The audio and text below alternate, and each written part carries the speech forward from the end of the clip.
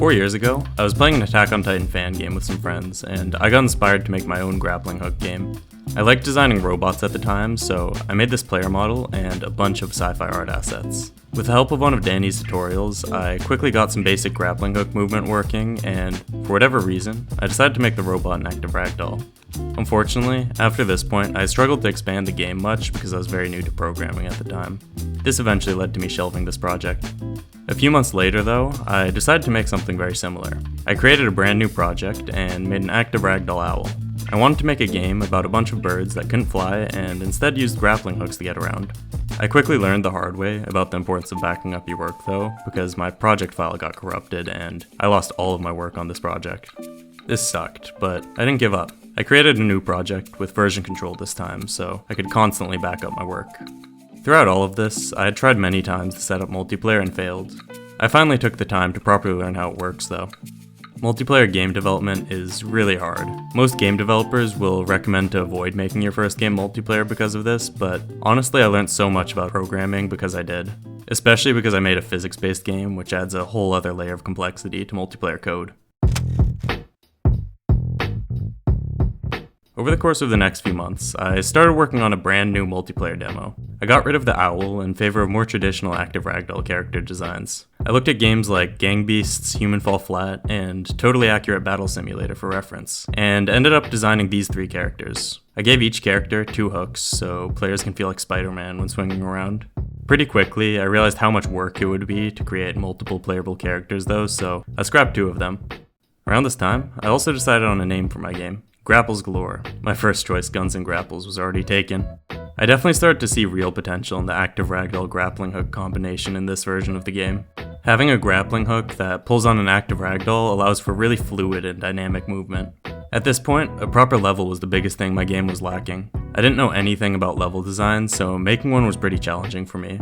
Through trial and failure though, I learned that verticality makes grappling fun, and lots of cover makes gunfights interesting. With this in mind, I made this level.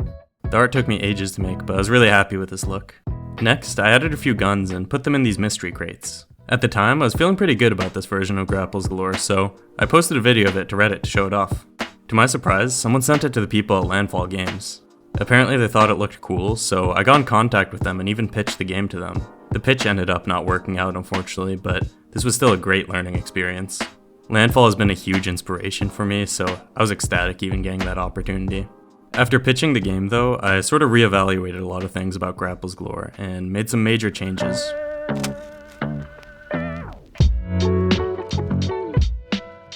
I focused a lot on improving the controls and movement.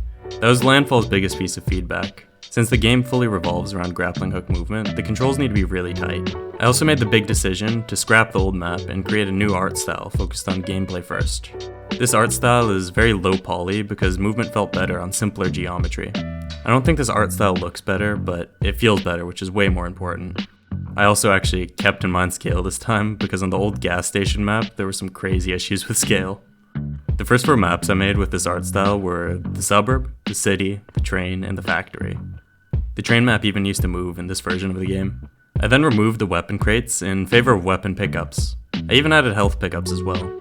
This ended up adding a lot more strategy to the game. Next, I switched the way I handle multiplayer. This in particular was a huge task and took ages to complete. I wanted Grapples Galore to be free to play, and the old way I handled the multiplayer could potentially cost me a lot in server fees. I didn't want to take any financial risks, so I switched to a Steam-based solution.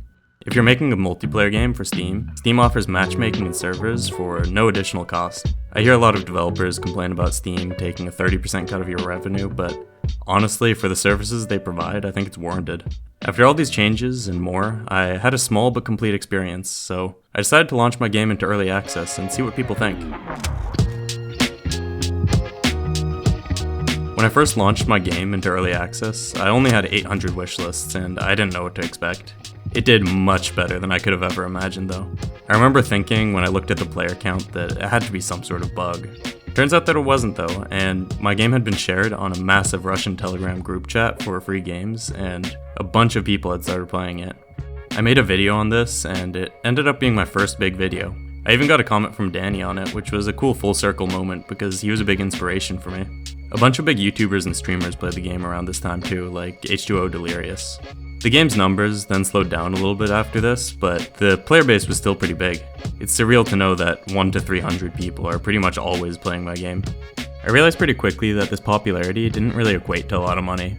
Most of the biggest and most profitable games are free to play, so you'd assume that having over 1 million downloads on your free to play game would equate to a lot of revenue, but really it didn't. Most free to play games make a lot of money because of something called whaling. It's more profitable for them to be free to play because even if a bunch of people who play pay nothing, they get a few whales that spend thousands of dollars on their game's microtransactions. A lot of big game studios even hire psychologists to make spending absurd amounts of money addictive. Things like the Steam Marketplace are particularly interesting to me because a lot of games that use it have loot crates that give you items worth real money. This makes it even more like gambling, but interestingly, a lot of players prefer it to other loot crates in games because even if you don't get an item you want, at least you can sell it for a little bit of money.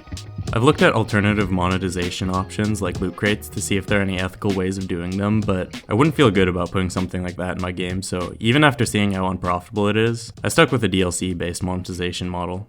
After releasing the game into early access, I spent the next 8 months rolling out a bunch of updates. I added workshop support, new game modes, new languages, new weapons, and new maps. I even held a couple map making competitions with the workshop support.